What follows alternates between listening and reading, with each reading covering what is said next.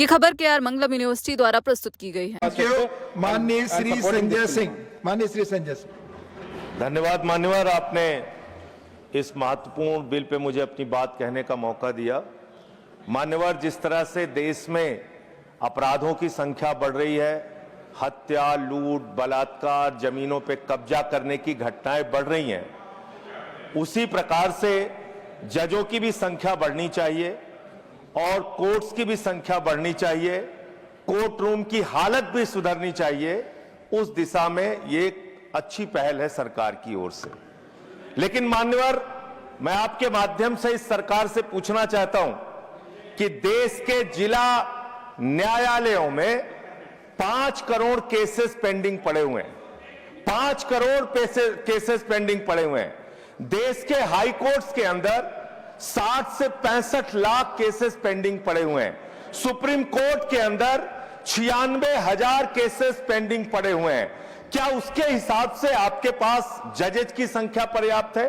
क्या उसके हिसाब से आपके पास कोर्ट्स की संख्या पर्याप्त है? अगर हिंदुस्तान की बात हम लोग करें मान्यवर, तो हिंदुस्तान में 10 लाख की आबादी पर एक जज है। विधि आयोग की रिपोर्ट के हिसाब से, और बार बार आपसे अनुरोध किया गया है कि 10 लाख की आबादी पर कम से कम 50 जजों की नियुक्ति आप कीजिए। निश्चित रूप से आप 33 की संख्या बढ़ाकर 37 सुप्रीम कोर्ट में कर रहे हैं, अच्छी बात है, लेकिन इसके साथ साथ आपको कोर्ट्स की भी संख्या देश में बढ़ानी पड़ेगी। और जो आज आबादी के मुताबिक जजों की संख्या है, हर स्तर पे उसको भी आपको बढ़ाना पड़ेगा।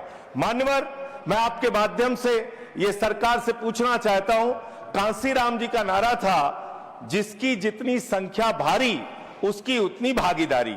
आज मैं बड़ी विनम्रता पूर्वक आपसे पूछना चाहता हूं, सुप्रीम कोर्ट के जजेस में कितने पिछड़े समाज से हैं, कितने दलित समाज से हैं, कितने आदिवासी समाज से हैं, कितने समाज के वंचित तबके से आते हैं? नहीं मान्यवर, उनकी भागीदारी बिल्कुल शून्य है। इसलिए न्याय अगर आप करना चाहते हैं, आज न्यायपालिका हो, कार्यपालिका हो, विधायिका हो, पत्रकारिता हो, सब में बराबर का प्रतिनिधित्व समाज के वंचित, शोषित, पिछड़े, दलित, आदिवासी तबके को देना होगा। इसके साथ साथ मैं अनुरोध यह भी सरकार से करना चाहता हूं, न्याय की स्थापना तब होती है जब ऊपर से लेकर नीचे तक न्याय करता हुआ दिखे। लेकिन बड़े अफसोस की बात है, 15 साल की बच्ची से प्रधानमंत्री लड़ेंगे तो कैसे न्याय होगा?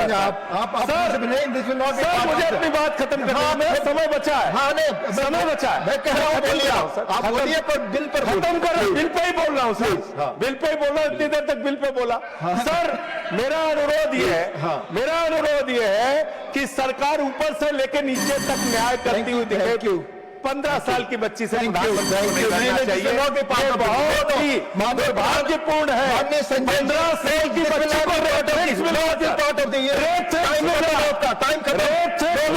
15 साल की बच्ची को कैसे?